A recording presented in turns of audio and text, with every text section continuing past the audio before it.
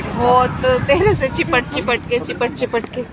Hello guys, आज जैसे कि सबको पता है आज क्रिसमस है, तो आप सभी को मैरी क्रिसमस।